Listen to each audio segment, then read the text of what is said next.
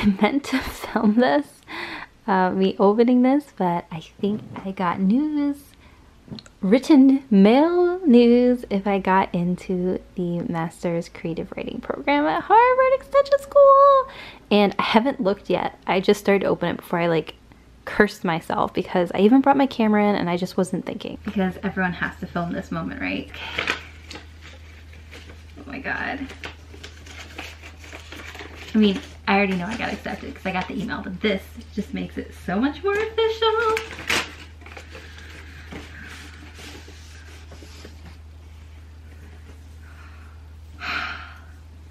That is beautiful. It is literally just a letter. Wow. All this for a folder and a letter. I'll take it. I think there was a card. And oh, they really want to squall out. They already sent the stuff. Oh my God. It reads, Dear Miss Bascom, I am pleased to inform you that you have been admitted as a candidate for the degree of Master of Liberal Arts in Extension Studies in the field of creative writing and literature. I can't yell, Zach's in class. Oh my God. Let me just take a moment to like let this sink in.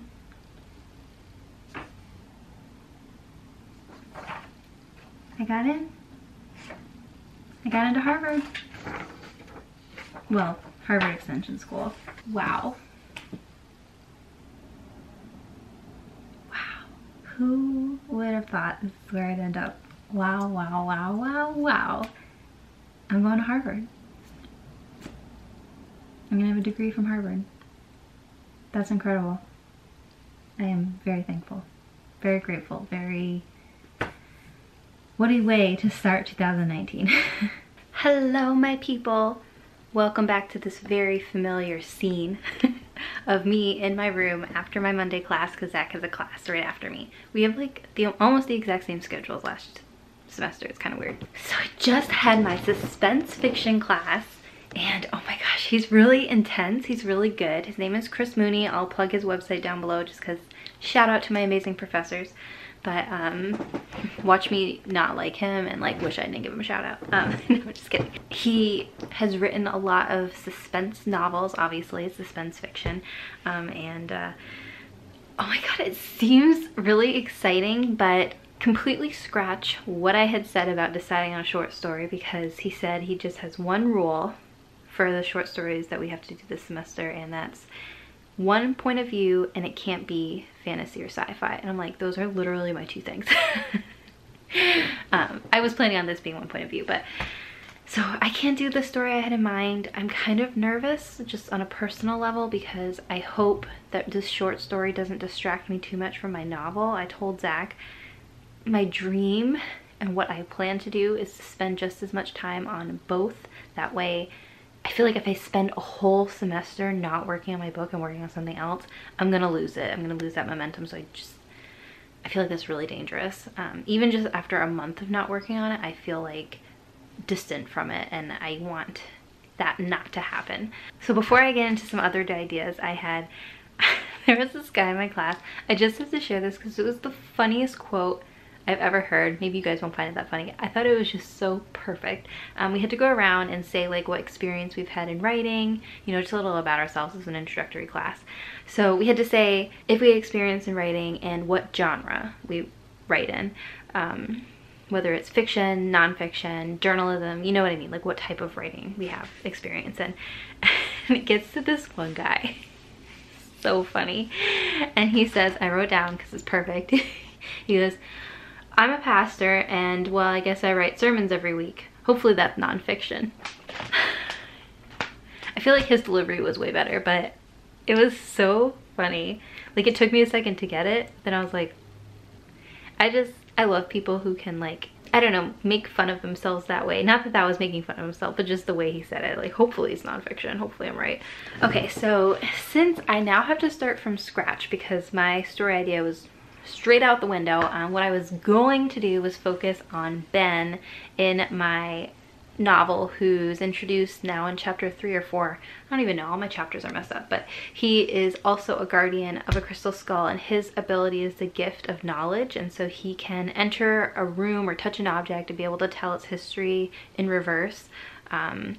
And also when he touches a person, he can read their memories. Like, he can see from their point of view in reverse. I say in reverse just because originally I had it that he could just know everything, but then that kind of introduced some obstacles as far as like, well, then he would really know everything. And like, I like the idea of he kind of rewinds, so then it's not like he can stand on the earth and go, okay, how did this all begin? And then like all those questions are answered. But anyway, I was gonna do a story about him before he meets all the characters, like him in his 20s or something, when he worked as a detective and did missing people's cases.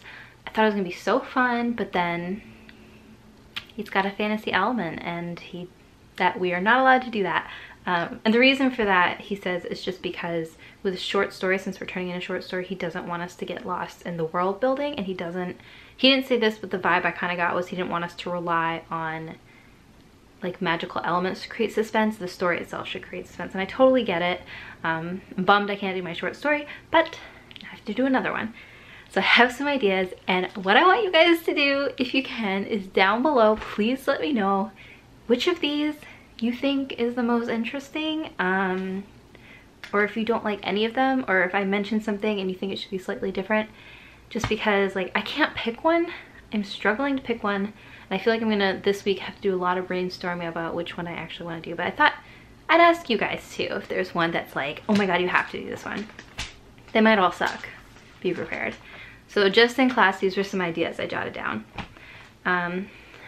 Actually, this first one was, did I ever start writing it? I don't think I did. I think it's like in a folder somewhere of like ideas. But it's people trapped in like a supermarket or something, like a bunch of characters, and there's a tornado, and so they're like in lockdown, and then it comes out that the characters kind of know each other and are intertwined. I also thought of being in a hospital waiting room. However, I'm just talking myself out of this short story because I wanted to do multiple point of view and can't do it. So I'm gonna put a big X there. We're starting off well. One is, this one actually was just inspired by a title, and it's the expression "if walls could talk," and my idea was to do a mystery where the house is the narrator. I know it's kind of weird, but stick with me. And they're talking about things that have taken place in the house. So I was thinking like of a murder or multiple murders, maybe even like a paranormal element. I don't know, but yeah, it was gonna be the house was the point of view, which I probably would reveal at the end. God, I'm so predictable with like me wanting to use cool point of views. Like I can't just use something normal. But yeah, so that one would be If Walls Could Talk. I have no story with it whatsoever. It's just literally an idea based on a title, which would be taking that expression literally, if walls could talk. Obviously, it would not like be talking to the characters in the story. It would just be like a narrative. I don't know. God, I don't know. This is like my brain when I'm just thinking of ideas. Okay, the third idea, this is when I actually started writing already. That was originally going to be a novel, but I'm thinking it could still work as a short story. And it's a girl who's on a train, and she is traveling to, originally I had her going across country, but if it's a short story, maybe that train ride should be a little bit shorter. And she is going to see if a body that's being held in a morgue is her dad, who she has a complicated relationship with. So she like has to go and say like, yes, that's him, or no, that's not him, and they need her to view the body. And the reason she's on the train is because she's afraid of flying, so she takes a train. And that's the only idea I have with this so far. I don't know what the suspense would be on the train, but I assume she will go through a lot to maybe meet people. And then I had the idea that while she's on the train, she runs into like other people that are also going to see if the body is them. So it's going to be one of the two, like it's going to be their loved one or her dad, and like they're both going to see who the body is. But thinking on it, I think if I were to pick that one, I would do a plane, just because it makes sense for her to be on a train, but why would both the families be traveling long distance by train? That's just not plausible, so I guess I would have them on a plane instead. I don't know. It's just an idea. And my last one, this one I actually brainstormed with my mom because, and actually Zach too. Okay, story time. So Zach likes to make fun is the wrong word because it's a serious topic, but my family is rich with fire chiefs, like firemen. My grandfather was a fire chief. My uncle is now the fire chief. Pretty much all the men in my family on my mom's side work in the fire department or as first responders, except for my brother. But he works in the hospital registration. Like, we're all involved in like emergency health rescue, except for me. I'm all like, good luck guys, I'm going to Boston. So I happen to know or like be aware of a lot of fires that happen in my state and in my town, and Zach thinks it's like an obscene amount of fires. My house, we've had a house fire. In my town alone, there's been a couple houses that have burned down, and my town's not very big. My relatives have had lots of chimney fires just because like Maine has more chimneys. I think it's just because there's more trees and the buildings are older and the wiring is older, but so Zach thinks that we have a lot of fires. And so I like to joke that we just have this rampant arson that's running around. And my uncle, who I mentioned is now fire chief, he just became the town's first full-time fire chief. So before it was not a full-time position, it just like got voted into the town to be a full-time position. And so I joked with my mom, I was like, you know what, I bet Uncle Paul is the arson because he was trying to like secure his job, so he's been setting all these houses on fire. It's not funny, but it's like my, anyway, and so that gave me the idea for a short story though. Like, what if that was actually the case? So this would obviously be the ending of the short story. I wouldn't plan on this being the beginning, but it'd be like a detective mystery of like trying to determine who the arson is, and it's gonna end up being the fire chief of the town who is looking for job security. Maybe he has a full-time position, it's being threatened to go part-time, and so it turns out he's the one setting all these fires. Maybe that's not his only motivation, I don't know. But yeah, those are my ideas so far for short stories that are fiction. It's hard. I haven't done like straight fiction, plain narrative in so long, and I think that's what this class is going to be really good about, because I think I've been relying on like fantasy and magic and these cool reveals and cool point of view to sort of like make my story or my stories interesting, instead of really focusing on the plot, the structure, the scenes, the flow, the movement. And that's what this class is hopefully going to force me to do, because it's going to take away all my crutches and just force me to focus on the words and the structure. So I have to do a plain Jane, just literary fiction story, which if Wallace could talk might be paranormal, and he said paranormal is okay as long as it's not world building, so we can have like ghosts and stuff. Yeah, I'm excited for this class, but also I know it's gonna be really hard, and I'm afraid it will be a distraction from my novel, but I think it'll be okay as long as I really focus on doing both. Okay, I'm gonna stop talking. I have to go grocery shopping, though it's really late at night just because I haven't gone in forever. So let me know down below which of those sounds the most interesting to you. I think I might do, I kind of in between the fireman story and the train / plane, just because those two are the most like prominent in my mind. I think the fireman one would be really funny. I would like give it to my Uncle Paul when I'm done with it, and I'm sure he wouldn't appreciate it very much. Maybe I'll even have the guy look like him. I said, oh, what did I say with my mom? We would like give him a similar name to my uncle, like just change a couple letters or something, and oh, it'd be so funny. It would be great.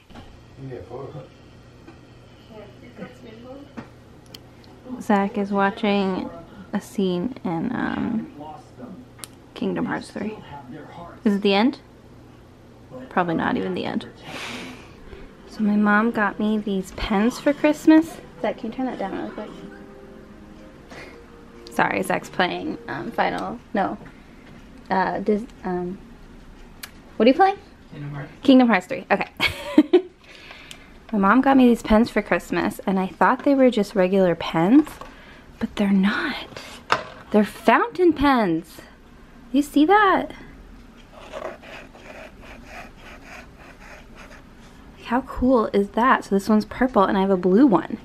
So this is what they are. They're so cool. They do come with refillable ink cartridges. There's 2 in here. And you can order more online, I guess, of different colors. So cool. Anyway, I just want to share. Hello guys. Can you tell it's the weekend? That's why I have zero makeup on and bad hair, which is like every video clip, so we're gonna move on. So today is Sunday, which means I have my very first assignment due. So I've started classes. I've had 2 weeks worth almost. I'm about to do my second superhero power and responsibility class. It's an online class, so I do it at my own pace. But we have an assignment due tonight, which is a superhero origin story. So I can't remember if I've talked about this, but one of the big projects for this class is that we have to create a superhero and kind of do like a comic book style short story on them. And we were randomly assigned their 2 powers, and I just wanted to share with you guys what I got because it just cracked me up. The first superpower I got was Channel the Devil. And the power is the ability to conjure Satan and his skills. So my first thought was, okay, that's a little dark, but I can work with this. And the second one was radiation, and so that one's the ability to emit radiation from one's body. And so to read on this website, it's just like IGN.com lists, and it's like hundreds of superhero powers. But radiation, usually it's radiation that causes superpowers, but sometimes it can be power unto itself. Emitting radiation is a powerful weapon, giving the user the ability to melt through objects or even use themselves as a nuclear weapon, a ticking time bomb. And then Channel the Devil was talk about sympathy for the devil. While channeling Satan probably isn't high on your checklist of things you look for in a mate, it can come in handy when you're fighting an enemy, especially if you're using the devil's energies against evil. Channeling the devil leaves the bearer with increased strength, super speed, and usually horns. So those are my 2 superpowers I have to use for my superhero. And I admit, getting these powers, my first thought was, this doesn't sound like a superhero, this sounds like a villain. So that got me thinking, like, so for this week's assignment that's due tonight, I have to come up with my superhero's origin story, so how they came about their superhero-ness. My first thought was, you know, especially with Satan, I thought, what if I had a character, the son of Satan, who was in this like school, so kind of like thinking of, is X-Men, do they go to school, or Miss Pettigrew's school for peculiar children, some type of school, but instead of for heroes, they're for villains. And so what if my hero, who is the son of the devil, was in this school naturally, was going to be this prodigy who was supposed to be like the greatest supervillain of all time, but he wants to be good. And so he kind of is going against the grain and trying to actually be a superhero, even though he's destined to be a villain. That was one of my thoughts, but then I was talking to Zach about it. So Zach loves this class that I'm taking. And he thought that it would be cool if he kind of had to sell his soul to the devil, and that's how he got this Channel the Devil power. And at first I was like, no, I like my idea. But then I think I'm actually going to go that way just because with the super villain school, there's a lot of world building, and I just think that it could get really big really fast, and I still do want to focus on my novel as my primary creative work, and I don't want to get too sidetracked. And I thought it would be really cool, I don't know, I feel like the devil is going to be kind of like, not to make light of this for people who do believe in this kind of thing, but in my mind the devil's going to be kind of like a comical, who's like a comical bad guy? I'm trying to think. Not like the Joker, because he's almost too dark, but like the bad guy in like Hercules. It's a woman? I don't know my Disney movies. But you know what I mean? Like a bad guy that's kind of just like, you know who exactly I'm basing this also off of? It's that new show. It's like the Disenchanted, I think? Disenchantment. Yes. And she basically gets possessed. The main character gets possessed by a demon who's like obviously still a bad guy, but it's almost her friend. It's weird. It's a really funny show. Anyway, so yeah, I don't think I'm gonna have the devil be quite darkly, maliciously evil, but more like the little devil on your shoulder, you know what I mean? And so as far as his superhero origin story, I'm kind of thinking, Zach had the idea of his parents, or her parents, but I think I'm gonna do a guy superhero. I don't know why, but that was just the first thing that popped into my mind. But Zach's idea was that my superhero's parents were like not priests, because I think priests can't get married, but like pastors. So they're both active members of the church, and something bad was happening, and basically my superhero made a deal with the devil to save their parents, and in return now the devil is like attached to them and they have all of these like horrible powers. And as far as the radiation, I think I'll just have that come from the fact that maybe they had to go to hell and came back and now they have radiation. I don't know. Is there radiation in the center of the earth? I guess I should look that up. Or am I thinking the center of the sun? Is there radiation? I know there's molten lava in center. No one else has Googled this. This is not a good sign. Flow of heat from Earth's interior to the surface is estimated in terawatts and comes from two main sources and roughly the radiogenic heat produced by the radioactive decay of isotopes. Okay, so maybe some radiation's happening down there. So they think there's radioactive heat, but they're not sure how much, is what Google roughly, not even clicking on any articles, but reading descriptions is telling me. I'm just gonna go with it. We're gonna go with it. I'm taking a class in the summer called Science and Fiction, and it's all about how to write science in your fiction novels. So good thing I didn't have that class first, because I'm just gonna make some stuff up. So yeah, I think he's gonna, or she's going to end up going to the Middle Earth and back, made a deal with the devil. Now they have the power of radiation and the ability to channel the devil. But mine is gonna be, so it's an ability they can call the devil, but also the devil's just gonna drop in sometimes. Because why not?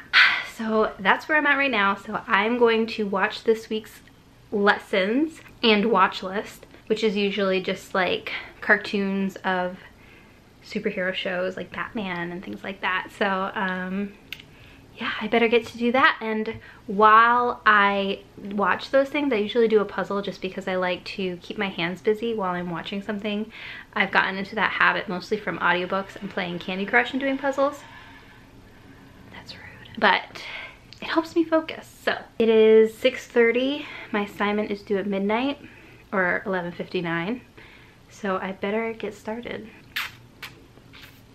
Wow, I am looking real barefaced. I have zero makeup on, like none. No eyebrows, nothing. You guys are not new to this. You have seen me this way many times, so I don't know why I'm making a big deal of it.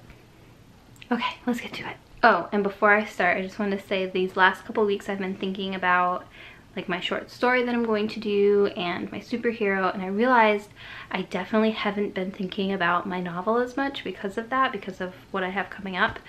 And that's not good. So I'm going to have to really make more of a conscious effort to work on my story just as much as working on my assignments for my class, because, you know, obviously I have to do my classwork, but the whole point of taking these classes is to finish my novel. So,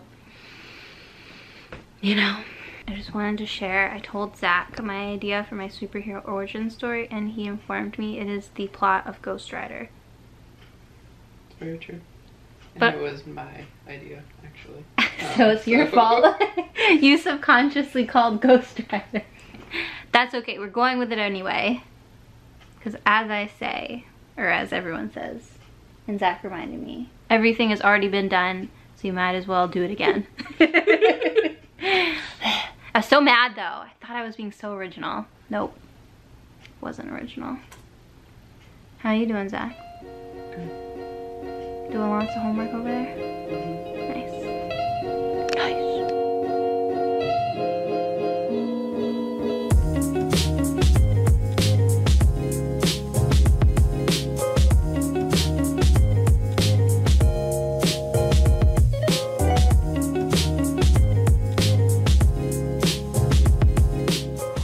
June 1938.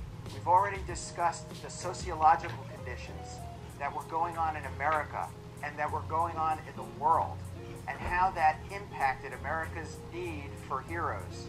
Well, after many, many publishers had turned Siegel and Schuster down, rejecting Superman outright as too crazy, too over the top, too unbelievable, too crude, finally, he was published in Action Comics #1. June 1938.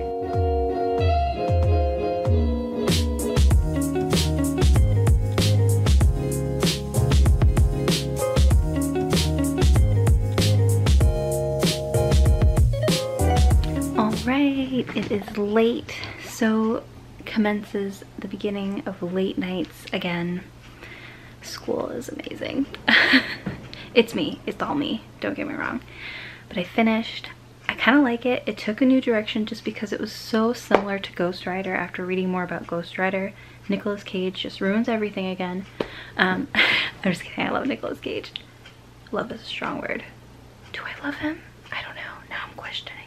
Pay the Ghost was a pretty epic horror movie. Anyway, and National Treasure is one of my favorite movies. Okay, I guess I love Nicolas Cage, but we are losing track. I changed it just because the whole like dad dying and he saves himself to save his dad, makes deal with the devil was just too similar. Couldn't do it, and so I took a new spin on it. And if you are curious to read it, I will include it in the description below. You don't have to read it. And it's not perfect. I just finished typing up really fast because the thing closed at midnight, you know, to submit my assignment. So if you're wondering, yes, it is now 5 after midnight. But don't worry, I submitted it on time. 11:58. I hate myself. I don't know what to tell you. But I submitted it, so I think it'll be fun. We have to do more stories with them, like do a little short story, but I ended up writing way more than we're supposed to. Hopefully I don't get like knocked for that, just because it's a pass-fail assignment, so I don't think he would fail me based on going over word limit. We'll see. Anyway, I'm gonna wrap up this video just so it doesn't get too long, and I think it's a good place to end anyway. So yeah, let me know what you think of my short story ideas, and feel free to check out my superhero story below, and let me know if you have any ideas for that. I'm open to anything and everything, just because these classes, I think they're gonna be really fun, but I still want to get a lot out of them to make my novel better. What am I reading? I already mentioned Messenger. I finished it, and I actually liked it a lot more than I did in the beginning. The beginning was slow, but it got a lot better. I also have to read a book about writing for class, which I haven't started yet, so I have to get a copy of that. I think it's called The Anatomy of Story, and it's supposed to be really good, so I think I might just buy it. Normally I try to rent books for school through the library, but if this one's gonna be good, I want a copy. And I'm still reading Life and Death by Stephanie Meyer, which is Twilight with the gender swapped. And I was saying to Zach, it is taking me forever to get through it. I just, something about the switch, I don't know what that says about me, probably more than I care to analyze right now, but it's just boring. It's boring having the guy be like this clumsy damsel in distress type, and like I don't get the connection. Like, for some reason the chemistry just falls flat with this, and that probably does have a lot to do with sexist stereotypes. I get it, I see it being an issue, and it's sad that it is an issue, at least for me too, like in just society in general. But yeah, it feels boring, and I think it would have been a cool short story, you know, like having this guy who's clumsy and awkward and kind of average, I guess, meet this amazing woman that like they connect with, but just having it a whole novel form. Plus I already know what happens because I've read Twilight. Yeah, it just doesn't work for me. It's not fulfilling any fantasies of mine. Whereas I admit Twilight, you know, Edward Cullen. Maybe that has something to do with it too. I just do not connect to Beau, but it is interesting. It is interesting to see him swapped and to see that it does make a difference. Which I don't think was her intention. I think her intention was to show it doesn't make a difference, but I think it does. I guess that's what it says, that Twilight's damsel in distress-y. Like it confirms that, and I knew that reading Twilight. I know that it is. I think it could work for a boy, but it doesn't work the way that it's written. I don't know, something about it. I'll have to think on that. I'll get back to you. If you've read Life and Death, let me know what you think, because I try to figure out why it's not working for me, but it's not. It's interesting. It does have me thinking. So I'm gonna go to bed. Good night, everybody. I hope you had a wonderful January, because now it's February, and that you have a continually good week. I'm tired. Good night. Okay, I thought on it briefly about why I feel like the gender swap doesn't work.